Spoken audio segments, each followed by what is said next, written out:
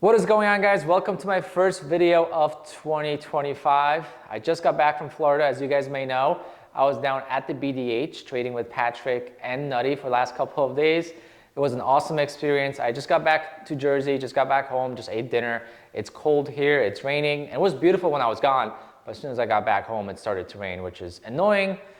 And I wish I stayed down in Florida for a couple extra days to enjoy the beach and the weather, but there's always next time, so I'll do that next time. But anyway, just want to give you guys a quick rundown. I actually have this camera set up and ready to go for vlogging purposes because my plan was to bring this camera with me down to Florida. This is my actual streaming camera. It's overkill for streaming. It's a full frame Sony camera with a beautiful lens on there, pretty big lens. And when I put it all together and held it in my hands and held it in a tripod with the microphones on it, I realized in order for me to bring this camera down with me, I would have to actually bring a carry-on, and I didn't really want to do that because I was going for a couple of days, so everything I needed fit in my oversized backpack anyway. So I decided not to bring the camera, and it was actually for the better. Also, if I would have brought the carry-on, guess what? I wouldn't be able to get picked up from the airport in a none other than the GT3 RS, because in the GT3 RS you can't fit any luggage. There's no front space like in my car. It's the same generation 911. Every 911 has a front space, and you could actually fit a carry-on or two in there, except for the GT3 RS. So that was an awesome ride for 25 minutes in the GT3 RS. It's definitely one of my favorite cars, and it's the ultimate 911 for sure. And one day, I hope to get a GT3 of this generation, or maybe a GT3 RS of the previous generation, because a naturally aspirated engine is just something different. My car is beautiful. My interior is all decked out. I have the bucket seats, I have full leather, I have stitching and all that stuff. But I have turbochargers in the car, and if you know cars, turbochargers usually don't sound as good as naturally aspirated cars. But anyway, that's for another vlog. Maybe one day I'll actually make a video about my car, which I was supposed to do about 7-8 months ago now. Anyway, got down to the BDH around 5 p.m. or so, and who was there already? Nutty Bar. So that was really cool because I walk in and I feel like I'm meeting my friend I've known for a long time, right? It didn't seem like I was meeting him for the first time. Shout out to you, Nutty. Thanks for always supporting and being there when we don't do well. That's the most important thing. When you don't do well, you need a support system. And yeah, I definitely had a rough Monday, and he was the first person I reached out to because I was really stressed out about going down to the BDH after a big loss and a big slump. But yeah, we set up our computers with our software of preference. So I downloaded QUANTOWER, had some issues installing it, but figured it out thanks to Google. And Nutty installed NinjaTrader. He also had some issues as well. We got that going. I had some issues with the software to stream my desktop on Patrick's computer. So we didn't get that set up in time because we were doing that on Wednesday morning, not on Tuesday. So didn't have time before the stream. So Nutty was set up, and then on Thursday we got it to work, but unfortunately it was low resolutions according to you guys. I couldn't really see, so that's that. But that was Tuesday. Then we went out to get something to eat, and that was an awesome experience. We got to know each other a little bit more, and then we're getting ready for Wednesday. Got there at 8 a.m., all hyped up, but man, Nutty's done this before, right? Nutty, this is his second trip there. He's already done 2 live streams with Patrick. Patrick does this all the time, so for him it's nothing different. And for me, I'm here as a rookie. I'm the only rookie there, and not only am I in the slump with trading, which was a big pressure, right? It was a lot of pressure to kind of trade well and not, make a fool out of myself, because obviously when you don't trade well, everything seems to go against you. And I didn't want to start the day red. Plus, we had over 5,700 people watching. Okay, so you have that.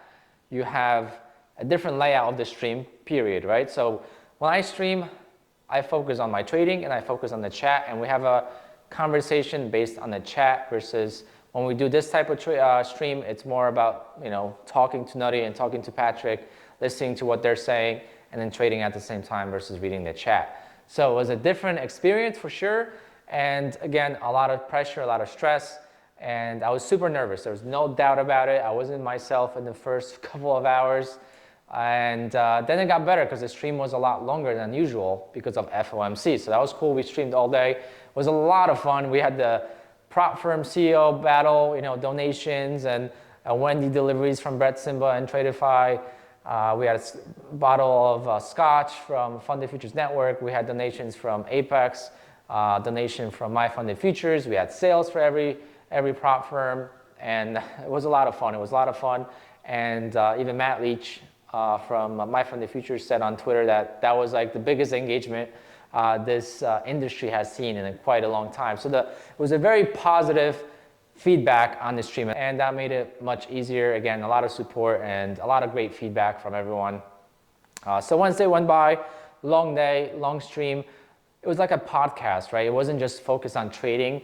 It was a lot of like talk about the industry, talking about our struggles, talking about how to get better, you know, how we trade, about our payouts and all that stuff. So it was a lot of cool talk outside of just charts.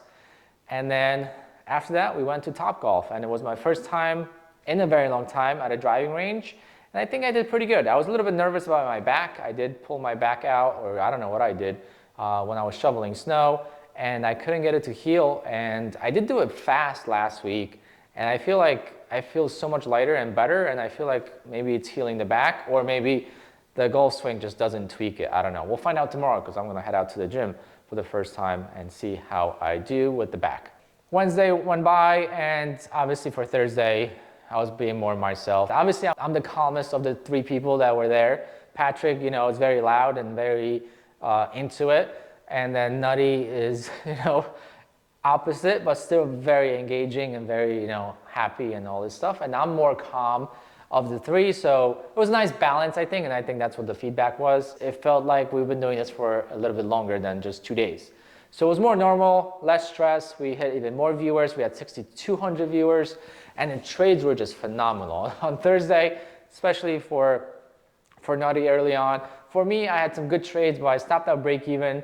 Again, didn't want to start my day red like I did on Wednesday. So I forgot to say that, but Wednesday I didn't want to start my day red, but I actually did. I traded minis, and I was afraid that my trap setups were not going to show up, right? I thought my trap setups are maybe not going to show up, and what am I going to trade? So I tried to outsmart myself and trade early on Wednesday morning, and I dug myself into like a $750 hole with 2 losses, and then I switched to micros just to see if I could get some confidence back. And then towards the end of the day, I did hit a couple mini trades with 1 mini, and I made some profit back. I made back the losses on some accounts. I was up like 130, and I was still down like 300 plus commissions on a couple other accounts. So that was that. So I finished the day red on overall, but not much. And that was actually exactly what I needed. Finish the day red and not blow up. That's the hardest thing to do as a trader of prop firms, especially on brand new accounts. Just accept the red day. And that's what I needed right after Monday, just to have a solid day of trading without blowing up. It doesn't have to be green or red, just doesn't matter. Just don't blow up and get some good trades in. And then Thursday again was just phenomenal with trades overall, and I gained all my confidence back in just 1 day, right? Monday's forgotten, and I can't wait for tomorrow, even though tomorrow is a pretty wild day. It's the 3rd Friday of the 3rd month, which is always crazy, OPEX. So definitely got to be more careful, but Thursday was awesome. Again, more viewers than Wednesday overall, but the shorter stream because I did have a flight to catch. And we really did the full stream on Wednesday because of FOMC. We would have cut it earlier otherwise. But the feedback was great. Let me know what you guys think. And leave a comment down below. I'm going to do a giveaway from the comments down below. And I'm definitely going to do a giveaway tomorrow on stream as well. But leave a comment down below if you watched. And I know a lot of you guys watched. I saw you guys in the chat. And again, just want to circle back to that, how it's different when I stream on my own channel, right? When I stream on my own channel, I'm focused on the chat. I'm focused on my trading, and then we're talking about the topics that usually you guys bring up in the chat.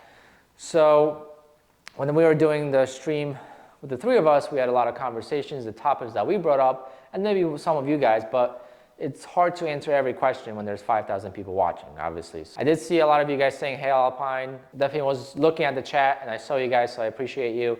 And yeah, leave a comment down below, though, with any thoughts that you guys had. If you want to see it again, I'll definitely pick a giveaway winner at the end of maybe tomorrow's stream from the comments down below. I think that's going to be it. I mean, definitely see you guys tomorrow on stream. Super hyped about it. Back to routine days. I did need this little bit of a break from the routine of trading, right? Taking a break from trading is not something I like doing. This was a perfect storm of a break. It's like I'm taking a break from the normal day-to-day trading that I'm used to, but I'm still involved in trading, but it's different. And again, the support system was there, and you know, Patrick told me no pressure, don't feel like you have to trade. If you don't want to trade PAs, trade evals. And luckily Tuesday was a perfect sell-off at the open and allowed me to pass a few evals before I head out to the airport. You know, Wednesday I did trade my PAs from Apex. But anyway, I also got denied from Bullnox for a payout for the first time. We'll talk about that tomorrow. Flipping. Didn't even know they had flipping rules, but I guess they do. And I don't remember flipping on Bullnox, but I guess I did. So just got to trade a couple more days or whatever it is. I don't know. Probably going to just trade for 10 more days and request a payout following 2 Fridays or something. I don't know. We'll see. Anyway, guys, thanks so much for tuning into this video. Hope you guys enjoyed. Hit the like, hit the subscribe button. Trying to get to 25,000 subscribers. And I'll be posting more of these videos. I promise you guys. I promise to myself and to you to make more videos on the channel like this and some short content as well. All right, guys, and follow me on Twitter, by the way. That's where I am more active than on my channel, and that's at Chris, Krys Alpine, Chris Alpine on Twitter. Ciao.